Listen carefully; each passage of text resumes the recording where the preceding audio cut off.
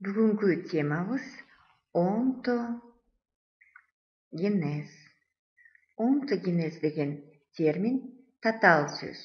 Онто деген бул жеке дегенди билгизет. Жеке же болбосо жекече. Генез деген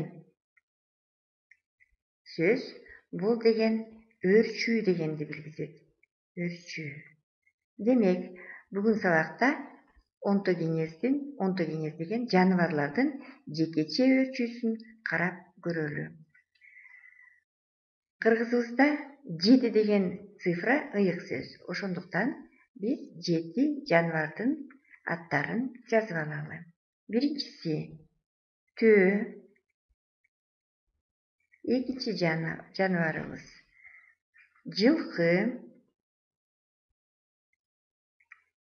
Үчүнчүсү уй.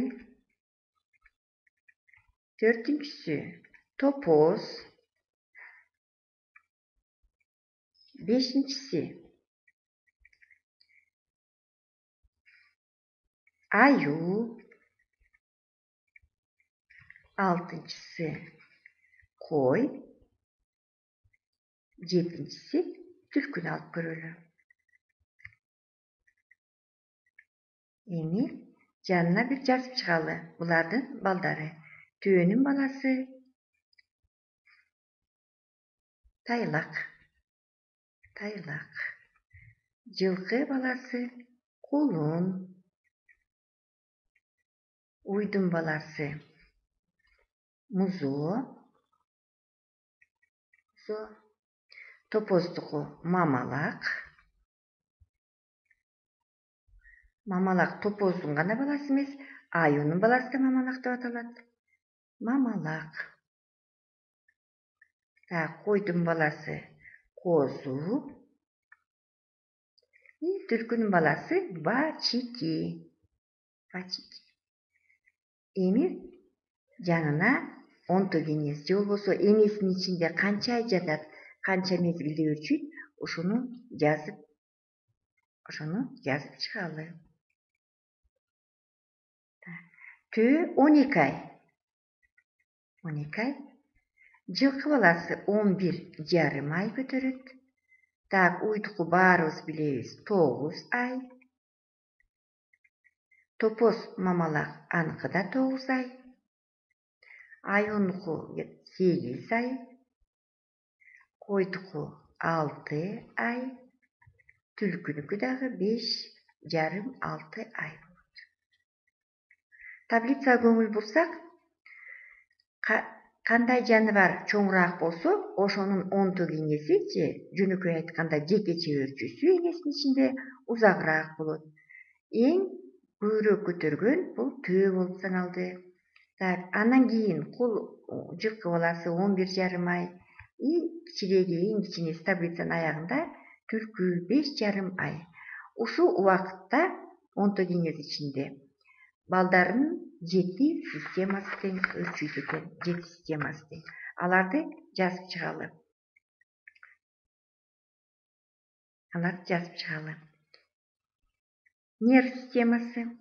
Нерв системасы.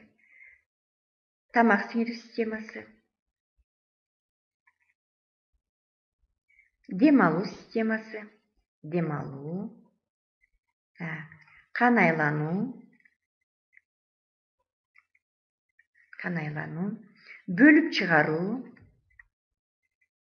Бөлүп чыгаруу системасы. Тамак сиңирүү системасын жаздык. Таянгыч кыймылдаткыч системасы.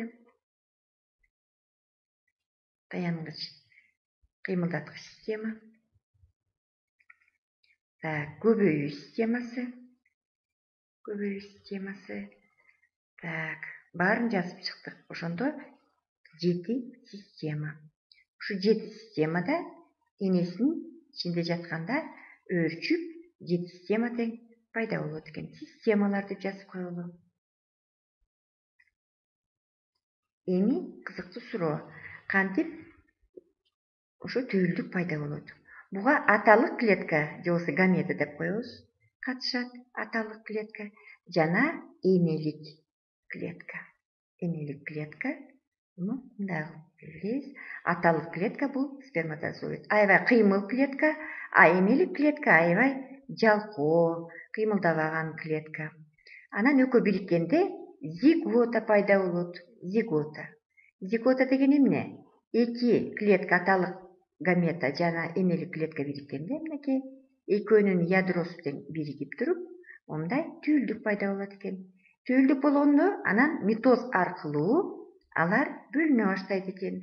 Бир клеткадан эки клетка, 2ден 4, ошентип геометриялык прогрессия менен ошол зигота бөлүнө баштайт экен. Ушул онтогенез мезгилинде ушу эки кичинекей гаметадан ушундай организм пайда болот экен.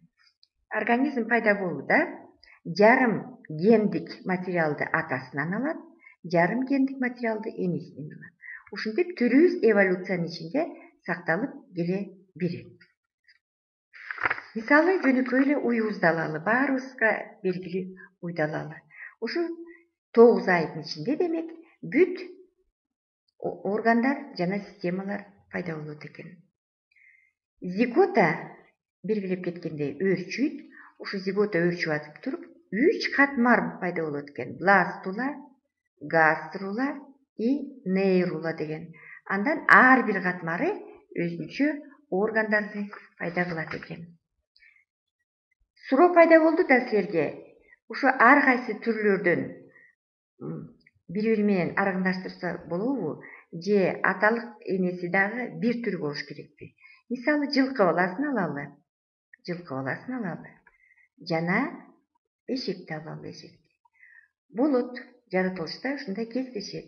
Экөөнүн баласы качыр деп аталат. Сырткы кебетеси балким энесине окшош болсо, ал размери боюнча эгерде энеси эшек болсун, атасы жылкы болсун. Бирок билип алгыла, качыр эч качан тукум бербейт. Жылкы менен эшектин ортосунда ушундай жаңы түрлүү жаныбар пайда болот экен. Бирок бул чанда эле кезилет. Ушундай кызыктуу процесстер онтогенезде байкалат. Онтогенез дагы бир сыйра айтып коеюн, жаныбардын размерине жараша болот. Чоң жаныбарларда болсо, кичинекей жаныбарда кыска. Мисалы, канаттуулар дүйнөсүнөн көңүл бурсак, бул тооктун баласы болгону 21 күн ичинде, онтогенези 21 күн болот. Ошондо жумурткадан жаңы кичинекей жөжү организми пайда болот. 21 күн ичинде баягы эле атап кеткен 7 система тең пайда болот экен. Ошентип жаңы организмдер пайда болуп, эволюция жүрө берет, тукум куучулук ушинтип улана берет.